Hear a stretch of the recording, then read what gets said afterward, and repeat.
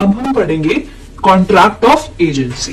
Contract of agency में दो party होती हैं, एक होता है एजेंट और दूसरा होता है प्रिंसिपल। एजेंट एम्प्लॉय किया जाता है by the principal, person employed. ठीक है, एजेंट हम एम्प्लॉयड कर रहे हैं, किस लिए एम्प्लॉय किया जा रहा है? To do any act for another. ठीक है, प्रिंसिपल के लिए। यहाँ पे अनदर का मतलब क्या है? Principal. And the person, principal कौन होता है? अ पर्सन फॉर हुम सच एक्ट इज डन। जैसे कि एग्जांपल ले सकते हैं, ए ने बी को अपॉइंट किया, तो यहाँ पे प्रिंसिपल है A and B is the agent of A. ठीक है, टू बाय कुछ भी, किसी चीज, किसी काम के लिए भी अपॉइंट किया। यहाँ पे अगर हम पर्पस कर ले to buy 10 bags of sugar, ठीक है, तो यहाँ पर ए कौन होगा? हमारा प्रिंसिपल और बी होगा एजेंट। कई एजेंसी के लिए रूल्स हैं, जनरल रूल्स, अब वो देखते हैं। सबसे पहला रूल है, जो भी प्रिंसिपल होगा वो एजेंट को अपॉइंट कर सकता है, कैन अपॉइंट एजेंट, बट सिर्फ उन कामों के लिए जिसमें उसका पर्सनल, जो पर्सनल स्किल है वो यूज नहीं हो रहा है। ठीक है, can appoint agent except for what? Except for those acts which involves, क्या इन्वॉल्व करते हैं? which involves personal skills and qualifications. Next है, he who does through another does by himself. इसका मतलब है यहाँ पर जो भी obligations, जो भी एक्शन, consequences, ये सब प्रिंसिपल के खाते में होते हैं। इसका हम कह सकते हैं he who does another does by him through another does by himself का मतलब कि अगर प्रिंसिपल किसी के थ्रू काम करा रहा है बट वो एक्चुअली काम खुद ही कर रहा है, क्योंकि एजेंट प्रिंसिपल के अकॉर्डिंग काम करेगा। ठीक है, यहाँ पे हम कह सकते हैं करे कोई भरे कोई। चाहे गलती एजेंट ने कर दी है लेकिन सारे कॉन्सिक्वेंसेस प्रिंसिपल को ही झेलने पड़ेंगे। ठीक है, तो ये दो जनरल रूल्स हैं। अब हम पढ़ेंगे काइंड्स ऑफ एजेंट्स। तो काइंड्स ऑफ एजेंट्स दो पार्ट में डिवाइड है, as a point of view of extent of their authority, कि किसके पास कितनी अथॉरिटी है उस बेसिस पर एक काइंड है, और दूसरा काइंड है नेचर ऑफ वर्क परफॉर्म, कि कैसे वर्क परफॉर्म किया जा रहा है। तो जो point of view of extent of their authority है, उसमें सबसे पहला एजेंट आता है जनरल एजेंट। जनरल एजेंट सारे काम करता है प्रिंसिपल्स के। हम इसके एग्जाम्पल में बोल सकते हैं जैसे कि मैनेजर ऑफ द कंपनी। ठीक है, एग्जाम्पल हम ले सकते हैं मैनेजर ऑफ द कंपनी। दूसरा एजेंट कह सकते हैं स्पेसिफिक एजेंट। स्पेसिफिक एजेंट या स्पेशल एजेंट, स्पेशल एजेंट किसी भी पर्टिकुलर एक्ट के लिए जब एम्प्लॉय किया जाता है वो होता है।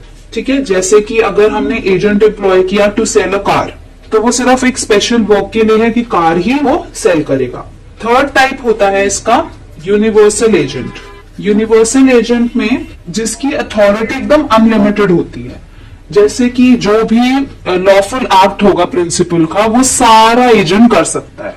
ठीक है, तो general agent, special agent, universal agent है। तो इनकी अथॉरिटी के बेसिस पर इनको डिवाइड किया गया है। सेकेंड, नेचर ऑफ वर्क के पॉइंट ऑफ व्यू से डिफाइन किया गया है। इसको दो पार्ट्स में डिवाइड किया है, एक होता है मर्केंटाइल एजेंट और दूसरा होता है नॉन मर्केंटाइल। ठीक है, जो नॉन मर्केंटाइल एजेंट्स होते हैं उनका एक एग्जांपल ले सकते हैं, जैसे एडवोकेट्स, ठीक है, वाइफ अटॉर्नीज। ठीक है, तो ये नॉन मर्केंटाइल एजेंट्स होते हैं। जो मर्केंटाइल एजेंट्स होते हैं, यहां पर इनके पास अथॉरिटी होती है या तो ये गुड्स को सेल करें या बाय करें, या फिर जो भी मनी रेज करना है सिक्योरिटीज पर वो सब कर सकते हैं। ठीक है, गुड्स के मतलब क्या करता है ये? अथॉरिटी ईदर टू बाय और सेल गुड्स और to raise money on the security of goods. इसको हमने कैसे डिवाइड किया गया है? एक होता है फैक्टर। यहां पर फैक्टर का मतलब है कि यहां पर सिर्फ सेल के लिए, गुड्स की सेल के लिए हम गुड्स को रख के जाते हैं उसके। ठीक है, मतलब एजेंट रखते हैं, उसको हम बोलते हैं फैक्टर, जहां पे उसको गुड्स दिए जाते हैं फॉर सेल। वो रिस्पॉन्सिबल होता है for goods, sale of goods के लिए। ठीक है, वो वाला एजेंट, उसको हम फैक्टर बोलते हैं। दूसरा एजेंट होता है commission agent. Commission agent, commission agent सिर्फ प्रिंसिपल के बिहाफ पे गुड्स को बाय और सेल करता है और इन रिटर्न उसको कमीशन मिलता है प्रिंसिपल से। ठीक है, कमीशन एजेंट्स बाय करते हैं गुड को, सेल करते हैं गुड्स को और इन रिटर्न उनको कमीशन मिलता है। थर्ड पार्ट है डेल क्रेडा एजेंट।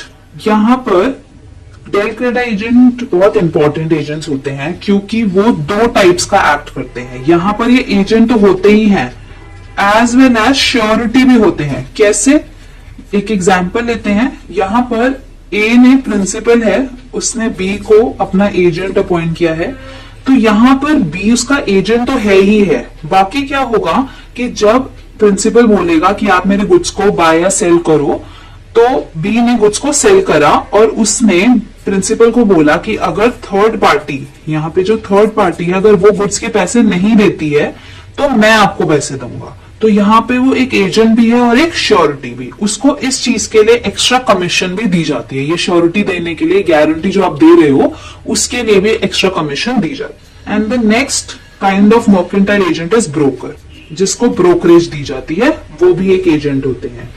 जो ब्रोकर होता है, इसको गुड्स का पोजेशन नहीं दिया जाता। ये बहुत इंपॉर्टेंट पॉइंट है इसमें, उनको गुड्स का पोजेशन नहीं दिया जाता, वो सिर्फ एक लिंक होते हैं बिटवीन द टू पार्टीज। जैसे कि घर के आपने सुना होगा ब्रोकर्स होते हैं, तो वो क्या करते हैं, एक पार्टी है और दूसरी पार्टी है, उसके बीच में एक ब्रोकर होता है। ठीक है, वो दोनों के बीच में एक लिंकिंग पार्ट होता है। इसको गुड्स पोजेशन में तो नहीं दिए जाते। जैसे ए का घर अगर बिकवा रहा है सी, तो सी के पास वो पोजेशन नहीं है कि वो गुड्स को किसी भी तरह यूज कर ले या किसी को भी बेच दे, उसके पास तो कोई अधिकार नहीं है। ठीक है, तो वो होते हैं brokers. Duties and rights of agents. यहाँ पे मैंने 6 ड्यूटीज और 6 राइट्स लिखी हैं। ड्यूटीज ऑफ एजेंट सबसे पहले पढ़ते हैं कि क्या क्या एजेंट की ड्यूटी होती है। सबसे पहली और सबसे मोस्ट इंपॉर्टेंट ड्यूटी होती है कि जो भी प्रिंसिपल के डायरेक्शंस हैं वो उसको फॉलो करे।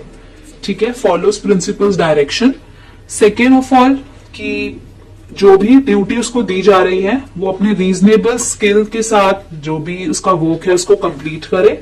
ठीक है, duty to carry out the work with reasonable skill and diligence. Third है ड्यूटी टू रेंडर अकाउंट्स। जो भी अकाउंट्स है प्रिंसिपल्स के, उस अकाउंट को बिल्कुल ईमानदारी के साथ करे। ठीक है, ड्यूटी टू कम्युनिकेट। प्रिंसिपल से हर चीज कम्युनिकेट करे कि वो कैसे एक्ट कर रहा है, अपनी मर्जी ना कर प्रिंसिपल के डायरेक्शंस को फॉलो करे। Duty not to deal in his own account. ठीक है, अपने अकाउंट पर जाकर कुछ एक्स्ट्रा ना करे ताकि कोई भी अगर बाद में प्रॉब्लम हो तो प्रिंसिपल उसको बोल ना सके कि तुमने अपने आप क्यों करा।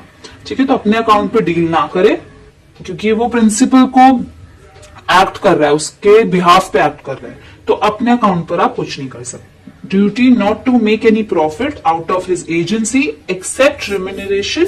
आपको जो रेम्यूनरेशन मिल रहा है वो तो मिल ही रहा है, लेकिन आप इसके अलावा अपनी एजेंसी से कोई प्रॉफिट जनरेट नहीं करें।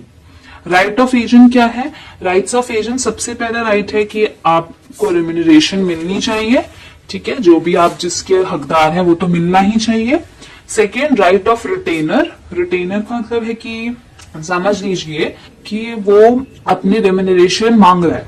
ठीक है, तो उसके पास वो राइट है कि उसके जो भी सम ऑफ रिसीव, जो भी अकाउंट ऑफ प्रिंसिपल है, उससे रिटेन वो कर सके जो भी उसका रेम्यूनरेशन है। ठीक है, then right of lien. Right of lien का मतलब है कि जो भी गुड्स, जो भी मूवेबल गुड्स हैं, जब तक उसका कमीशन मिल नहीं जाता, जब तक उसका रेम्यूनरेशन मिल नहीं जाता, वो गुड्स को रिटेन कर सकता है। ठीक है, तो राइट ऑफ लीन मतलब उसको रोक सकता है, उन गुड्स को डिलीवर होने से रोक सकता है। सेकेंड है right to be indemnified against consequences of lawful act. Right to indemnified का मतलब है कि जो भी लॉफुल एक्ट्स हैं या जो भी एक्ट आपने फेथफुली करे हैं, ठीक है, जिनमें आपका कोई फॉल्ट नहीं है, उनमें आप कुछ भी कॉन्सिक्वेंसेज आते हैं तो आप बोल सकते हैं कि मैं तो सिर्फ एजेंट हूं, आप प्रिंसिपल को पकड़िए।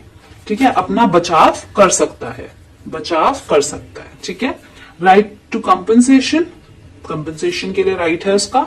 And right of stoppage of goods in transit. अगर कहीं गुड्स भेज दिए हैं, रास्ते में है, तो उसके पास राइट है कि वो गुड्स को रोक सकता है, क्योंकि वो प्रिंसिपल के अकॉर्डिंग काम कर रहा है। तो अगर प्रिंसिपल कहता है कि भाई गुड्स को रोका जाए तो वो रोक सकता है।